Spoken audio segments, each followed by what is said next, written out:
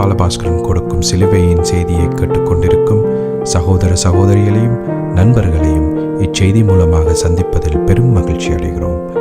தாம் ஒருவரே ஞானமுள்ளவருமாயிருக்கிற தேவனுக்கு இயேசு கிறிஸ்துவின் மூலமாக என்றென்றைக்கும் மகிமையும் கனமும் உண்டாவதாக. ஆமீன்.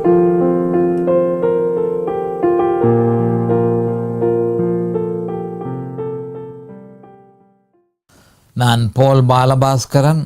நான் ஒரு இவாஞ்சலிஸ்ட். சிலுவையின் செய்தி என்ற இந்த நிகழ்ச்சியில் என் சகோதரர்கள், என் சகோதரிகள், என் நண்பர்கள் எல்லோரையும் சந்திப்பதில் நான் பெரும் மகிழ்ச்சி அடைகிறேன். இந்த அருமையான நேரத்தை கர்த்தர் ஒதுக்கி தந்தார். அதற்காக ஸ்தோத்திரம். அவருடைய வேத வார்த்தைகளை உங்களோடு பகிர்ந்து கொள்வது எனக்கு மிகுந்த சந்தோஷத்தை அளிக்கிறது என்பதை நீங்கள் அறிந்து கொள்ள வேண்டும். இந்த சிலுவையின் செய்தியினுடைய முக்கியமான நோக்கம் என்ன என்பதை நான் அடிக்கடி ஒவ்வொரு செய்தியிலும் சொல்லி கொண்டு வந்தேன். ரோமர் 6ஆம் அதிகாரத்துக்கு போன உடனே அப்படி நான் சொல்வதை நான் இலகுவாக நிப்பாட்ட முடியும். ஏனென்று சொன்னால் பிறகு அதற்கு அவசியம் இராது என்பதை நீங்கள் அறிந்து கொள்ள வேணும். அது வரைக்கும் செய்திகளோட தொடர்பு இருக்க வேண்டும் என்பதற்காக இந்த சிலுவையின் செய்தியினுடைய நோக்கம் என்ன என்பதை நான் சொல்லி கொண்டு வந்தேன். இனியும் சொல்ல வேண்டியதாக இருக்கிறது. முக்கியமான நோக்கம் ரோமர் 6ஆம் அதிகாரம், 7ஆம் அதிகாரம், 8ஆம் அதிகாரம் ஆகிய 3 அதிகாரத்தை பிரசங்கிப்பதே சிலுவையின் செய்தியினுடைய மிக முக்கியமான நோக்கமாகும். அப்போ தற்பொழுது குறிப்பாக சில அடிப்படை வேத வாக்கியங்களை எடுத்து நான் பிரசங்கித்து கொண்டிருக்கிறேன். அது மட்டுமல்ல, ரோமர் புஸ்தகத்தினுடைய ஒவ்வொரு அதிகாரங்களும் அவைகள் எல்லாவற்றையும் ஒவ்வொரு அதிகாரத்தையும் பரிசீலனை செய்து சுருக்கமாக ரோமர் புஸ்தகம் என்ன சொல்கிறது என்பதை போதித்து கொண்டிருக்கிறேன். ஏற்கனவே ரோமர் 1ஆம் அதிகாரத்தில் இருந்து 8ஆம் அதிகாரம் வரையும், இல்லை 8ஆம் அதிகாரம் அல்ல 11ஆம் அதிகாரம் வரையும் நான் தெளிவாக பிரசங்கித்திருக்கிறேன். இப்பொழுது 12ஆம் அதிகாரத்திலிருந்து 16ஆம் அதிகாரம் வரையும் இருக்கிற விஷயங்களை மிகவும் சுருக்கமான அதனுடைய சார அம்சத்தை பிரசங்கிப்பதை எனக்கு அவசியமாக காண்கிறது.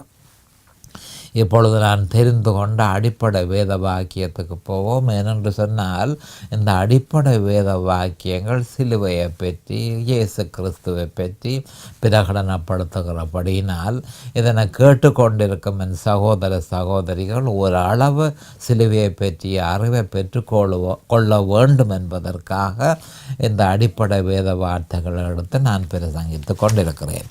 அப்போ நான் தெரிந்து கொண்ட வேத வாக்கியம் தற்பொழுது லூக்கா 10:13-16 என்பதை நாம் அறிந்து கொள்ள வேண்டும். கோராசின் பட்டணமே உனக்கு ஐயோ, பெத்சாயிதா பட்டணமே உனக்கு ஐயோ, உங்களில் செய்யப்பட்ட பலத்த செய்கைகள் தீருவிலும் சீதோனிலும் செய்யப்பட்டிருந்ததானால் அப்பொழுதே இரட்டொடுத்தி சாம்பலில் உட்கார்ந்து மனம் திரும்பி இருப்பார்கள். நியாய தீர்ப்பு நாளில் உங்களுக்கு நேரிடுவதை பார்க்கலும் தீருவுக்கும் சீதோனுக்கும் நேரிடுவது இலகுவாயிருக்கும். வானபரியந்தம் உயர்த்தப்பட்ட கப்பர்நகூமே, நீ பாதாள பரியந்தம் தாழ்த்தப்படுவாய் என்று சொல்லி சிஷ்யரை நோக்கி, உங்களுக்கு செவி கொடுக்கிறவன் எனக்கு செவி கொடுக்கிறான், உங்களை அசட்ட பண்ணுகிறவன் என்னை அசட்ட பண்ணுகிறான், என்னை அசட்ட பண்ணுகிறவன் என்னை அனுப்பினவரை அசட்ட பண்ணுகிறான் என்றார். அப்போ இந்த வேத வாக்கியத்தை பற்றி நாங்கள் கொஞ்சம் விவரமாக நாங்கள் பார்க்க வேண்டியதாக இருக்கிறது. ஒவ்வொரு செய்தியின் போதும் இதை பற்றி நான் சற்று மேலெழுந்த வாரியாக இதனுடைய முக்கியத்துவம் என்னென்று உங்களுக்கு பிரசங்கிப்பது எனக்கு அவசியமாக இருக்கிறது. இப்பொழுது நாம் ஜெபத்திற்கு கடந்து செல்லுவோம். அரிமானங்கள் பிதாவே உமக்கு சோஸ்திரம், பரலோகத்தின் தேவனே உமக்கு அன்னைக்கும் சோஸ்திரம், கர்த்தராகிய எங்கள் ஆண்டவரே உமக்கு சோஸ்திரம், கர்த்தர் நல்லவரே உமக்கு சோஸ்திரம், கர்த்தர் பெரியவரே உமக்கு சோஸ்திரம், கர்த்தர் துதிக்கப்படத்தக்கவர் சோஸ்திரம், கர்த்தர் மாறாதவரே சோஸ்திரம், சத்திய பரனாகிய எங்கள் கர்த்தாவே உமக்கு சோஸ்திரம். உம்முடைய குமாரன் இயேசு கிறிஸ்துவ பலியாக சிலுவையில் ஒப்பு கொடுத்து அவருடைய வெளியேறப்பெற்ற இரத்தத்தினால் தவறின் நீரங்களை மீட்டு கொண்டது மட்டுமல்ல, அவர் சிலுவையில் செய்து முடித்த நீதியை எங்கள் மேல் சுமத்தினதற்காய் உமக்கண்டைக்கும் சோஸ்திரம். அந்த நீதியை தரித்து கொண்டு கர்த்தாவே உமக்கு முன்பாக நீதிமான் போன்ற வாழ்க்கையை, உமக்கு முன்பாக பரிசுத்தமான வாழ்க்கையை நாங்கள் வாழ்வதற்கு உம்முடைய பரிசுத்த ஆவியானவர் எங்களை தொடர்ந்து வழி நடத்த வேணும் என்றும், அதே நேரம் தற்பொழுது இதனை கேட்டுக்கொண்டிருக்கும் என் சகோதர சகோதரிகள் எல்லோரையும் ஆசீர்வதித்தருள வேண்டும் என்றும் அபிஷேகித்தருள வேண்டும் என்றும், உம்முடைய வேத வார்த்தைகளை அறிந்து கொள்ளக்கூடியதாக அவர்களுக்கு பிரகாசமான மனக்கண்களை கொடுத்தருள வேண்டும் என்றும், அதே நேரம் அடியேனையும் அபிஷேகித்து நிதானமாக அவர்களுக்கு போதிக்கத்தக்கதாக உம்முடைய பரிசுத்த ஆவியானவர் அவரே முன்னொன்று போதனையை செய்ய வேண்டும் என்று இயேசு கிறிஸ்துவின் நாமத்தினால் கேட்டுக்கொள்கிறேன் பிதாவே. ஆமேன் and amen and amen. Hallelujah, hallelujah, hallelujah. Thank you Jesus. அப்போ இந்த லூக்கா 10, 11, 16 ஒரு சில முக்கிய விஷயங்கள். கோராசின் பட்டணமே உனக்கு ஐயோ, பெத்சாயிதா பட்டணமே உனக்கு ஐயோ, வானபரியந்தம் உயர்த்தப்பட்ட கப்பனகுமே நீ பாதாள பரியந்தம் தாழ்த்தப்படுவாய் என்று சொல்லி நம்முடைய ஆண்டவராகிய இயேசு கிறிஸ்து இந்த 3 பட்டணங்களுக்கும் 3 பட்டணங்களையும் சபித்திருக்கிறதை நீங்கள் பார்த்திருக்கிறீர்கள். காரணம், இவர்கள் இந்த 3 இடத்திலும் கர்த்தர் மிகப்பெரிய அற்புதங்களையும் அதிசயங்களையும் செய்தார். அப்படி இருந்தும் அவர்கள் அவரை யார் என்று அறியாதிருந்தார்கள். அவர் என்னத்திற்காக வந்திருக்கிறார் என்பதை அறியாமல் இருந்தார்கள். அப்போ இந்த மாதிரியாக அவர்கள் செய்து ஒரு பெரிய ஒரு தங்களுக்கு கேட்டை அவர்கள் விளைவித்து கொண்டார்கள். அவரை யாரென்று அறியவில்லை. அவர் சிலுவையில் செய்ததை அவர்கள் யாரென்று, அவர் சிலுவையில் செய்ததை செய்ய போகிறதை அவர்கள் அறியவில்லை. அப்போ அவர் என்னத்துக்காக வந்திருக்கிறார் என்பதை அவர்கள் அறிய முயற்சி செய்யவில்லை. அவர்கள் அவரிடத்தில் இருந்து நன்மைகளை பெற்றுக்கொண்டார்கள். ஆனால் அந்த நன்மைகள், யார் இந்த நன்மைகளை தருகிறார்? சரித்திரத்திலேயே இந்த மாதிரியான அற்புதங்கள் அதிசயங்கள் நடக்கவில்லையே. இவர் யார்? இவர் ஒரு வித்தியாசமாக இருக்கிறார். இவரை பற்றி நாம் அறிய வேணும் என்று சொல்லி அவர்கள் ஒரு முயற்சியும் எடுக்கவில்லை. அப்போ அறியாததன் நிமித்தம், வேறு ஒன்றுமில்லை, அவரை அறியாததன் நிமித்தம் இந்த சாபம் அவர்களுக்கு இடப்பட்டதென்றது மட்டுமல்ல, அவர் தம்முடைய சிஷ்யர்களை பார்த்து சொன்னார், உங்களை எவன் அசட்டை பண்ணுகிறானோ, உங்களுக்கு எவன் செவி கொடுக்க மாட்டேன் இருக்கிறானோ அவன் என்னை அசட்டை பண்ணுகிறான். என்னை அசட்டை பண்ணுகிறவன் என்னை அனுப்பினவரை அசட்டை பண்ணுகிறான். இதை பற்றி கவனமாக பார்த்து கொள்ளுங்கள். உங்களுக்கு செவி கொடுக்கிறவன் எனக்கு செவி கொடுக்கிறான். உங்களை அசட்டை பண்ணுகிறவன் என்னை அசட்டை பண்ணுகிறான். என்னை அசட்டை பண்ணுகிறவன் என்னை அனுப்பினவரை அசட்டை பண்ணுகிறான் என்று சொல்லி தெளிவாக சொல்லியிருந்தார். அப்போ இந்த அசட்டை பண்ணுகிறது மகாபெரிய வேதனையையும் துன்பத்தையும் துக்கத்தையும் மனுஷர்களுக்கு ஏற்படுத்தும் என்பதை அவர் தெளிவாக சொல்லியிருந்தார். இப்பொழுதும் நாம் அறிய வேண்டியது என்னவென்றால், கடைசி நாளில் நாங்கள் சஞ்சரித்திருக்கிறோம். லவோதிக்கேயா சபையில் நாங்கள் இருக்கிறோம். லவோதிக்கேயா சபை கடைசி காலத்து சபை. இந்த சபையோடு சர்ச், அதாவது முற்றும் முழுதுமாக சபை முற்றும் முழுதுமாக மூடப்பட்டு கிறிஸ்தவர்கள், மறுபிறப்பு பெற்ற கிறிஸ்தவர்கள் தேவனால் இழுத்து கொள்ளப்பட போகும் காலம் வெகு சமீபமாக இருக்கிறது. அதனை அறிந்து கடைசி நேரத்தில் அவரால் அனுப்பப்பட்ட இந்த சிலுவையின் செய்தியை நாம் தெளிவாக அறிந்து, அதை உணர்ந்து, அதை பூரணமாக நாம் அனுபவித்து வரப்போகிற உயிர்த்தெழுதலில் நாம் பங்கு பெற்ற வேணும் என்பதே நம்முடைய ஆண்டவராகிய இயேசு கிறிஸ்துவனுடைய எதிர்பார்ப்பாகும். அப்போ பெத்சாயிதாவுக்கு ஏற்பட்ட நிலைமை, கோராசீனுக்கு ஏற்பட்ட நிலைமை, கப்பர்நாகுமுக்கு ஏற்பட்ட நிலைமை நமக்கு ஏற்படக்கூடாது என்பதே தேவனுடைய விருப்பம் என்பதை நாம் அறிந்து கொள்ள வேண்டும். ரைட். அப்போ இப்பொழுது நாங்கள் 12ஆம் அதிகாரம், ரோமர் அதிகாரத்தில் ரோமர் புஸ்தகத்தில் 12ஆம் அதிகாரத்திலிருந்து 16ஆம் அதிகாரம் வரையும் சுருக்கமாக அங்கு சொல்லப்பட்டது என்ன என்பதை பற்றி பார்த்து கொண்டிருக்கிறோம். ஏற்கனவே நாங்கள் பார்த்தோம் என்ன மாதிரி என்று சொன்னால் ஒரு மிக முக்கியமான ஒரு வசனத்தை நான் உங்களுக்கு சொல்லியிருந்தேன். அந்த வசனம் என்னவென்று சொன்னால் 12:1-2 ரோமர் 12:1-2 சொல்லப்பட்ட வசனம். அந்த வசனம் என்ன சொல்லுகிறது என்று சொன்னால் கவனமாக நீங்கள் கேட்டுக்கொள்ள வேண்டும். 12:1-2 முக்கியமாக சொல்லப்பட்டது என்னவென்றால், சகோதரரே, நீங்கள் உங்கள் சரீரங்களை பரிசுத்தமும் தேவனுக்கு பிரியமுமான ஜீவ பலியாக ஒப்பு கொடுக்க வேண்டுமென்று தேவனுடைய இரக்கங்களை முன்னிட்டு உங்களை வேண்டிக் கொள்கிறேன். இதுவே நீங்கள் செய்யத்தக்க புத்தி உள்ள ஆராதனை. நீங்கள் இந்த பிரபஞ்சத்திற்கு ஒத்த வேஷம் தெரியாமல் தேவனுடைய நன்மையும் பிரியமும் பரிபூரணமான சித்தம் என்னதென்று பகுத்தறியத்தக்கதாக உங்கள் மனம் புதிதாகிறதுனாலே மறுரூபமாகுங்கள். அப்போ இந்த வசனத்தை பற்றி நான் உங்களுக்கு மிக முக்கியமாக அங்கே சொல்லப்பட்டிருக்கிறது. அந்த ஜீவ பலி என்றதை பற்றி நான் உங்களுக்கு கடந்த செய்தியில் தெளிவாக நான் சொல்லியிருந்தேன். அப்போ நாங்கள் ஜீவ பலியாக ஒப்பு கொடுக்கிறது எப்படி என்றதை பற்றி தான் நாங்கள் பார்த்து கொண்டிருந்தோம். நம்முடைய ஆண்டவராகிய இயேசு கிறிஸ்து இந்த பூமியில் அவர் இருக்கும் பொழுது ஜீவ பலியாக ஒப்பு கொடுக்கிறது எப்படி என்பதை தெளிவாக அவர் நமக்கு சொல்லியிருந்தார்.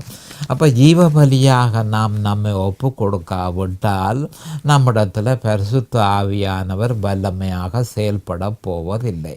அப்போ பரிசுத்த ஆவியானவர் செயல்படாவிட்டால் நிச்சயமாக மாம்சமே நம்மில் செயல்படும் என்பதை நாம் அறிந்து கொள்ள வேண்டும்.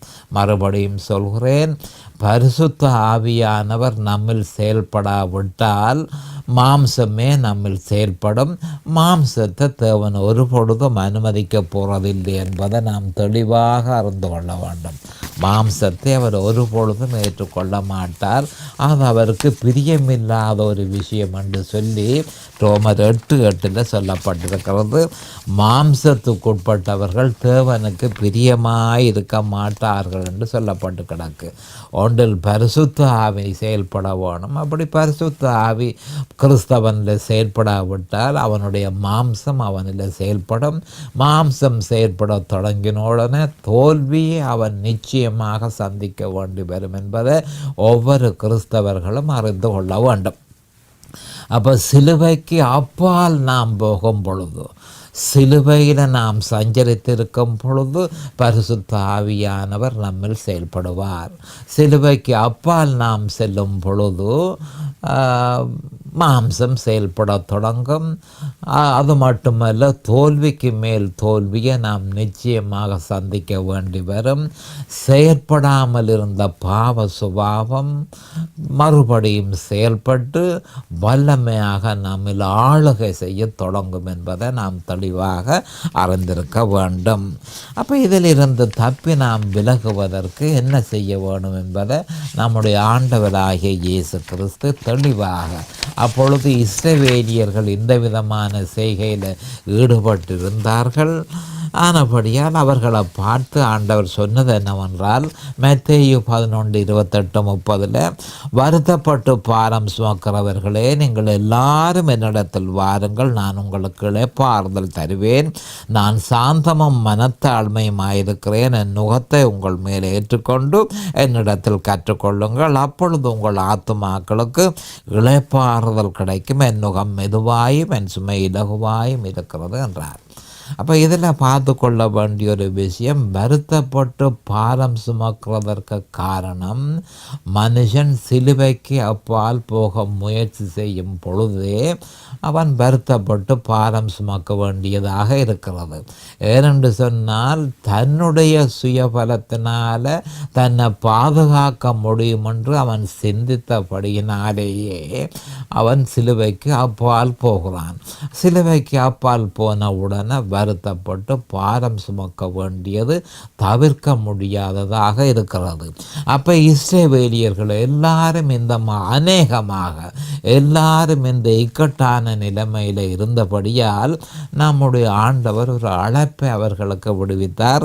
இந்த மத்தேயு 11:28-30 வருத்தப்பட்டு பாரம் சுமக்கிறவர்களே, நீங்கள் எல்லாரும் என்னிடத்தில் வாருங்கள், நீங்கள் ஒரு இடமும் நீங்கள் போக வேண்டிய அவசரம் இல்லை.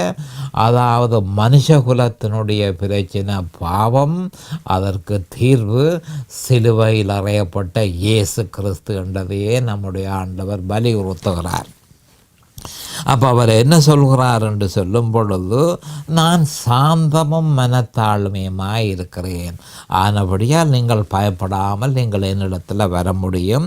ஆனால் நீங்கள் செய்ய வேண்டியது 2 முக்கியமான அலுவல். ஒன்று என் நுகத்தை உங்கள் மேல் நீங்கள் ஏற்றுக்கொள்ள வேணும், என்னிடத்தில் நீங்கள் கற்றுக்கொள்ள வேணும். இந்த 2ஐயும் நீங்கள் செய்வீர்களாக இருந்தால் உங்களுக்கு இளைப்பாறுதல் கிடைக்கும் என்று சொல்லியிருக்கிறார்.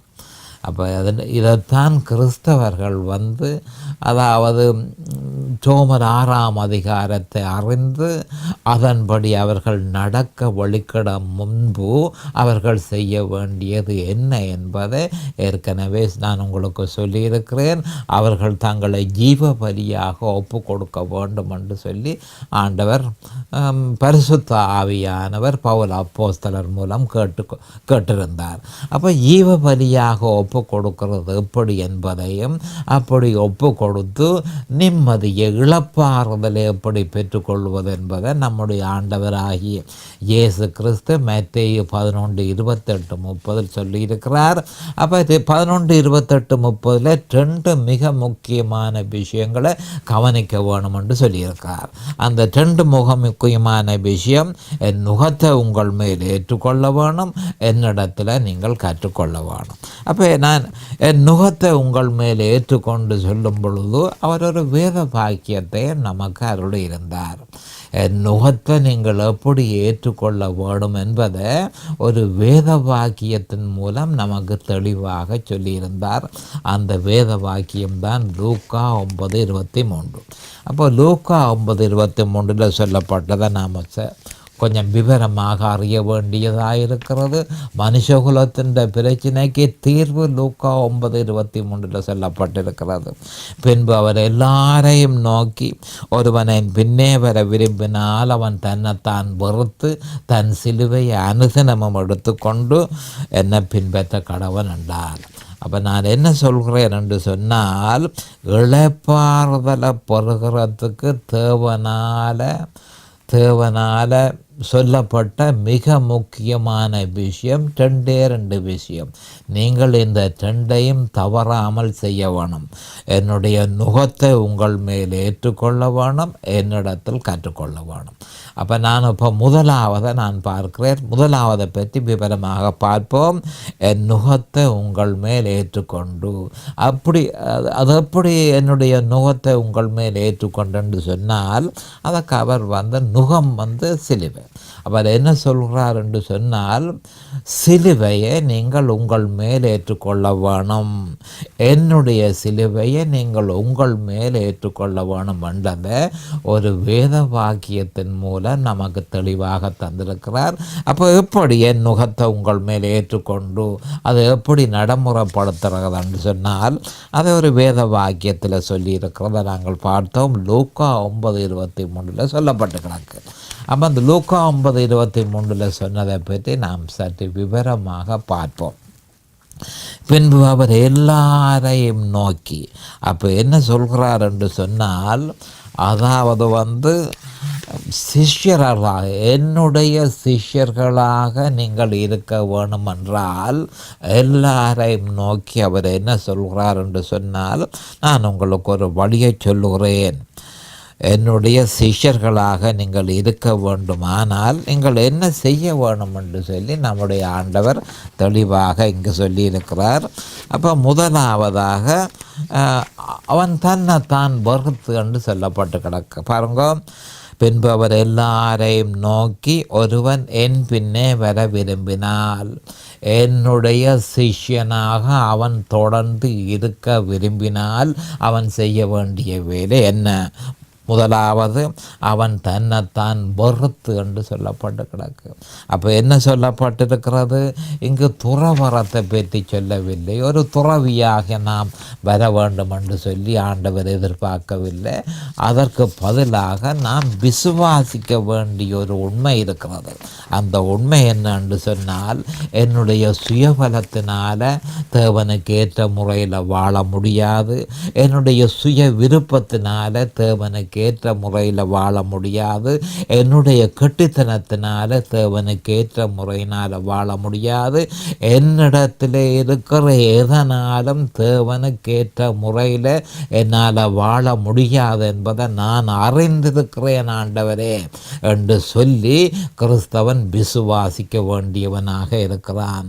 அது மட்டுமல்ல, எனக்கு நீர் வேணும், நீர் சிலுவையில் செய்து முடித்தது வேணும், உம்மையும் நீர் சிலுவையில் செய்து முடித்ததையும் தவிர வேறு எந்த வழியினாலும் தேவனுக்கு ஏற்ற முறையில் வாழ முடியாது என்பதை நான் அறிந்திருக்கிறேன் ஆண்டவரே, நான் அதனை விசுவாசிக்கிறேன் ஆண்டவரே என்று சொல்லி மனுஷன் தன்னுடைய உள்ள கிடக்கையே அவன் வெளிப்படுத்த வேண்டியவனாக இருக்கிறான்.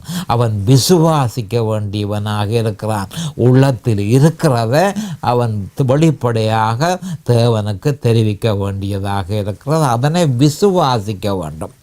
அடுத்ததாக, தன் சிலுவையை அனுதினமும், தன் சிலுவை என சொல்லும் பொழுது இயேசு கிறிஸ்து அவருடைய சிலுவை, இயேசு கிறிஸ்து மரித்த சிலுவை நம்முடைய சிலுவை என்று சொல்லி நாம் எடுத்துக்கொள்ள வேண்டும். ஏன்?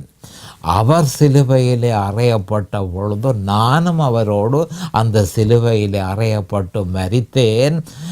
அவரோடு நான் அடக்கம் பண்ணப்பட்டேன், அவரோடு நான் உயிர் தெழுந்தேன் என்று நாம் விசுவாசிக்கிறதா இருந்தால், இயேசு கிறிஸ்து மரித்த அந்த சிலுவை என்னுடைய சிலுவை என்று நான் எடுத்துக்கொண்டு அந்த சிலுவையிலேயே எனக்காக எல்லாம் அவரால் செய்து முடிக்கப்பட்டது என்பதை நாம் விசுவாசிக்க வேண்டும். அப்போ தன் சிலுவையை, அப்போ அந்த விசுவாசத்தை அடிக்கடி நினைப்பூட்டி அதனை புதுப்பித்து மிகவும் அவதானமாக நான் அதை விசுவாசிக்க வேணும் என்று சொல்லியிருக்கேன். தன் சிலுவையே, அந்த சிலுவை உன்னுடைய சிலுவை, நீ அதில் என்னோட கூட மரித்தாய், நீ அதில் என்னோட கூட சிலுவையில் அறையப்பட்டாய், என்னோடு கூட சிலுவையில் மரித்தாய், என்னோடு கூட நீ அடக்கம் பண்ணப்பட்டாய், என்னோடு கூட நீ உயிர் தெழுந்தாய், என்னில் நீ இப்பொழுது நீ இருக்கிறாய். ஆனபடியால் நான் மரித்த சிலுவை உன்னுடைய சிலுவை என்று சொல்லி நீ ஏற்றுக்கொண்டு அதில் நான் உனக்காக செய்து முடித்த எல்லாவற்றையும் நீ நினைப்பூட்டி ஞாபகமூட்டி அதனை விசுவாசிக்க வேணும் என்பது தேவனுடைய எதிர்பார்ப்பாக இருக்கிறது. தன் சிலுவையை அனுதினமும் இதனை நீ செய்ய வேண்டியதாக இருக்கிறது. ஏன் அனுதினமும் செய்ய வேண்டியதாக இருக்கிறது? ஏனென்று சொன்னால், மனுஷனுடைய கிறிஸ்தவனுடைய சத்துருக்கள், அதாவது மாம்சம், அடுத்தது பிசாசு, அடுத்தது உலகம், இந்த 3 சத்துருக்களும் தங்களாலான சகல முயற்சியையும் செய்து நம்முடைய விசுவாசத்தை திசை திருப்புறதற்கு சகல முயற்சிகளையும் அவை மேற்கொள்ளும். ஆனபடியினால் நீ அவதானமாயிருந்து அனுதினமும் இதனை விசுவாசிக்க வேணும் என்று சொல்லி ஆண்டவர் சொல்லியிருக்கிறார். சிலுவையில் நான் உனக்காக செய்து முடித்ததை நீ விசுவாசிக்க வேணும். உன்னுடைய விசுவாசத்தை புதுப்பித்து கிறிஸ்து சிலுவையில் செய்ததை நீ விசுவாசிக்க வேணும் என்று சொல்லியிருக்கிறார். தன் சிலுவையை அனுதினமும் எடுத்துக்கொண்டு, இதுதான் முக்கியமான ஒரு விஷயம். சிலுவையில் இயேசு கிறிஸ்து செய்து முடித்த, அவர் நிறைவேற்றியதன் நிமித்தம், இயேசு கிறிஸ்து சிலுவையில் அவர் நிறைவேற்றியதன் நிமித்தம் நமக்கு ஏற்பட்ட பலாபலன்கள் என்ன?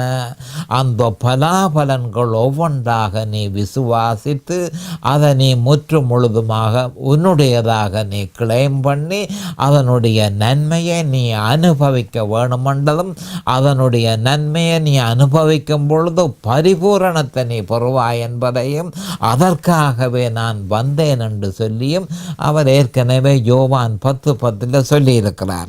அப்போ அதனை எடுத்துக்கொண்டு ஒவ்வொரு நாளும் அவர் சிலுவையில் செய்த நன்மைகள், என் ஆண்டவர் எனக்காக சிலுவையில் என்ன நன்மையை செய்தார், என்ன நன்மையை செய்தார், சகல நன்மைகளும் அவர் சிலுவையில் செய்து முடித்ததனால் ஏற்பட்ட நன்மைகளாக இருக்கிறபடியினால் அவற்றை தேடி தேடி தேடி அதை கண்டுபிடித்து அதை நம்முடையதாக்கி அதனை முற்று முழுதுமாக அனுபவிக்க வேணும் என்பதே தேவனுடைய எதிர்பார்ப்பாக இருக்கிறது. என்ன பின்பற்ற கடவன்? அப்போ சிலுவையை தொடர்ந்து பார்ப்பதன் மூலமே என்னை பின்பற்ற முடியும், சிலுவையை சுமந்து கொண்டே என்னை பின்பற்ற முடியும் என்று சொல்லி ஆண்டவர் சொல்லியிருக்கிறார். அப்போ என் நுகத்தை உங்கள் மேல் ஏற்றுக்கொண்டு ஆண்டவருக்கு அர்த்தம் நாங்கள் லூக்கா 50:23 நாம் செய்ய வேண்டியது என்ன என்று உங்களுக்கு சொல்லியிருந்தேன். அதே நேரம் வேறு எந்த வழியினாலும் நாம் கிறிஸ்துவை பின்பற்ற முடியாது என்பதை அறிந்து கொள்ள வேணும். இதோ சில வேத வாக்கியங்களை நான் உங்களுக்கு தருகிறேன். இந்த வேத வாக்கியங்கள் அவரை